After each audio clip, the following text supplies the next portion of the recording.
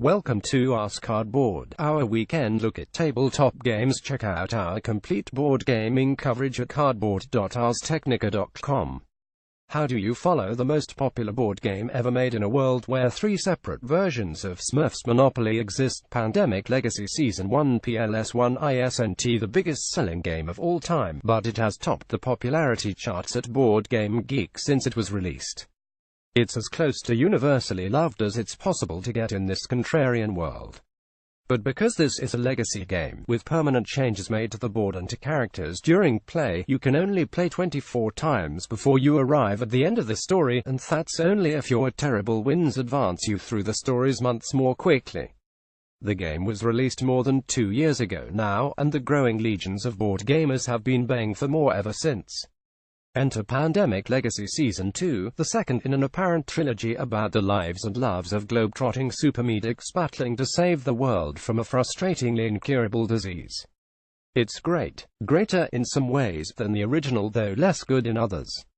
Like all sequels, it suffers somewhat from familiarity, but the innovations it brings to the legacy gaming format provide real moments of genius. This is board gaming as event rather than simple pastime. But before we delve into what makes PLS2 work, we need to look at its history. Once upon a time, there was a game called Pandemic, by an American designer called Matt Leacock. It's a collaborative game that takes no more than an hour and in which 2 to 4 players attempt to save the world in the face of 4 deadly diseases represented by colored cubes. The vagaries of fate, and thus the spread of disease across the map, are represented by 2 decks of utter bastards in card form. It's a brilliant introduction to the hobby of board gaming, a great way to show eager new gamers that there's a lot more to life than Uno, and that cooperative games can be just as compelling as any others. Pandemic sold well, as the number of expansions and variations testify. Not long after Pandemic, another American designer named Rob Davies went to his then employer, the toy maker Hasbro, a company that prints, lest you forget, roughly 4 million copies of Monopoly every year. Davies who asked the company to let him riff on one of its big, basic board game properties, Risk. Hasbro said yes. Davies' great breakthrough was to wonder about continuity between gaming sessions. What would happen if rounds of Risk persisted between one evening and the next? For instance, he wondered why every game simply reset its state after play, and how things would differ if changes were cumulative. In the end, Davies made his idea work with Risk Legacy, in which the same group of people played on the same board 15 times but made small changes each round that persist. At the game's start, each faction had a choice of 2 powers, which allowed for minor rule tweaks. The other, unchosen power was literally destroyed, ripped up. For every time players won a round, they got to change the board by, say, naming a city or improving a region. As the play count mounted, players would open envelopes matching certain conditions, and these added new rules for everyone. The game sold in modest amounts, but it founded a movement that altered the hobby.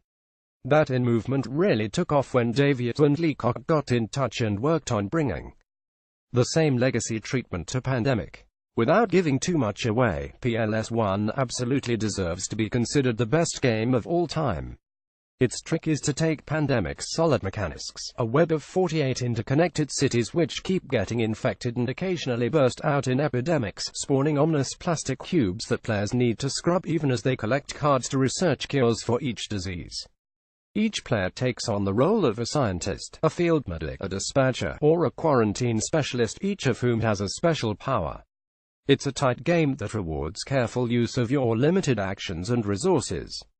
But as Davies noted, there's no real jeopardy to it. Save the world or not, the slate is wiped clean and you can have another go each time. Not in PLS1.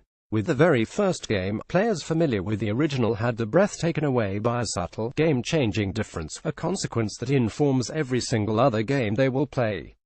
As the game developed, there were numerous wonderful and horrifying shocks, new rules, new characters, new everything, all of which emerged from 8 cardboard boxes and 6 perforated sheets of cards. It was an intense joy, but as the game went on, the seams did begin to show. Pandemic had been designed to be played once, and the system felt a bit overloaded by new rules introduced to keep the plot zipping along. There is no such flaw in PLS2, which has been designed from its very core to produce a tightly plotted game in which some player groups will be very good, but others not so much. Where the first game could feel like it was being played on rails, with bombshells coming at regular intervals along the way, the second game blossoms in a much more player-driven fashion. It feels fresh throughout, but the approach introduces balance problems. Competent players, those who know the mechanics well, can end up with much more stuff than newbies who aren't playing efficiently enough to unlock all the goodies. The new game will be at once extremely familiar to veterans of the first campaign, yet different enough to confuse the hell out of you if you start without a few practice rounds as recommended in the manual. Season 2 is set 71 years after the first game, which you don't need to have played, but which you damn well should, in a world ravaged by disease. The first thing that strikes you out of the box is that the board is, well, mostly blank. Instead of Pandemic's jaunty world map, you can see the east coast of the US, parts of North Africa, the maritime parts of Europe, and 3 mid-sea havens where some lucky souls have sheltered from the chaos. Nothing else exists, not even the outlines of the land masses. There are simply 4 little boxes that imply you need to do reconnaissance to see what else is out there. The heady scent of discovery is overpowering, even if you do actually know what the world looks like already. The next great treat is the artwork. As with the first game, you get a couple of sheets of the stickers that you use to modify the board as you save as through the world, and you can modify your characters through gaming upgrades. But this time you can customize everything about your characters. There are 10 cards with spaces for names, ages, havens of birth, job titles, and mugshots. The mugshots are gloriously post-apocalyptic, with manes of hair and feathers and face paint. The art in the manual and on the dossiers is similarly evocative. It really is a grim, dying world. Page 2. Game-wise, all the legacy elements are here. You name your dudes and your havens. There are plenty of slots in the manual awaiting stickers that will adapt and add rules as you play, and 6 big cardboard dossiers with perforated windows that you open as directed. These contain more stickers, including map sections to add to the board. There's also a deck of cards that moves the plot along as you enter new months. Before too long, and without going into too much detail, loads of components with silver scratch-off parts will unlock even more new goodies. Enlarge the game box, filled with mysterious surprises. It all adds up to a massive voyage of discovery. As a group of young people living in floating labs that are long past the peak operational efficiency, you fight a losing battle. The goal is not to cure the diseases that continue to devastate the world, but to administer medical supplies that keep the pandemics at bay. There's a track on the board which shows how many objectives you have to complete to win every month, but also how many supplies you have access to, a number which dwindles by 3 as each game rolls around. Instead of removing colored disease cubes, in Season 2 you're handing out a single color of cubes representing supplies. So when you turn an infection card over, as you do twice every turn, you remove a cube from the city that's named, rather than adding one as in earlier games. But because you start with only about 10 cities visible, the infection deck has 4 copies of each city, rather than 1 for each of the 48 from PLS1. If supplies are reduced to 0, 1 of 8 lurid green disease cubes appears and can't be removed. Generate 3 of those and a good old-fashioned outbreak into neighboring cities might well ruin your evening. Similarly, you're still collecting colored sets of 5 cards from the player deck, but instead of using them to cure diseases, the cards now build supply centers. You need 3 new ones every game. This is a close cousin to regular Pandemic, but different enough that a prologue mode has been included so experienced players can have a few consequence-free plays to learn what not to do. It's different enough that you don't at all feel like you're playing another dozen under-half rounds of the same old thing. Some of the game's many cards. A character sheet, ready for your pen. A closer look at the board. For that matters proceed, in ways that we won't mention. We've been politely asked by the publishers not to discuss spoilers, so I can't say much about what happens after January except in abstract terms.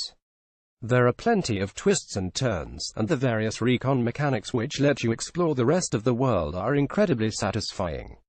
There are more objectives to complete at any given point, which does make it a touch easier, but there are clever checks and balances as more of the world is opened, and more cards fill the 2 main decks to prevent it from becoming too much of a walkover. And while the game is standing on its parents' illustrious shoulders, clever innovations boost almost every aspect of play, from the things you discover on your jaunt around the world to the way the character cards are designed. Veterans will like this last detail especially. In PLS1, characters had spaces on their cards for 2 scar stickers, afflictions they would earn if in a city that got so full of disease cubes that it suffered an outbreak. Each sticker provided a minor penalty, while a 3rd sticker killed the character for the rest of the campaign, a smart idea that added meaning to every decision you took. This time, however, there are 10 blank character cards, each of which has 7 small scratch-off blocks at the bottom. You don't know what's under these blocks, and they're all different. Perhaps one of your team members is caught in a city that catches a spot of plague, so you scratch off a block and it's blank underneath. But you might also find a scar symbol, meaning she takes a permanent penalty. Perhaps, though, there's a skull and she dies earlier than expected. In a twisted move of genius, you find that just don't know how resilient these characters you've created can be. Season 2 plays with all sorts of tropes that were established in Season 1, and each one provides a subtle thrill. New characters, for instance, used to be found in the plot deck or in one of the 8 sealed cartons in the game box, which still exist. But now, you find them out in the world, in a way that's immeasurably satisfying. Because the game is that bit easier, though, it does become more of a race to find all the cool new kit and less of a race just to save the Earth. The plot is fine, if a little less urgent than before, but it's carried along by the richness of the setting, and by the constant drip of dopamine when you find something new and awesome. Also, should you be wondering, it plays just as well with any number of players, even one. I've been rattling through it with one other person, controlling 2 characters each.